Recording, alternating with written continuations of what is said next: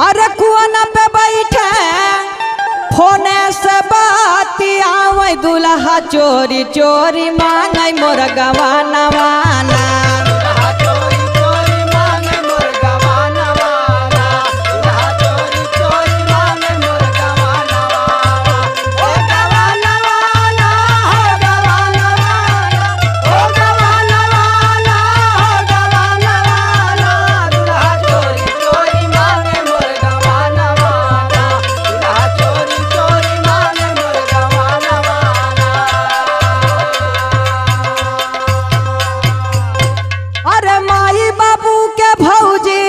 सुनत हूँ ना?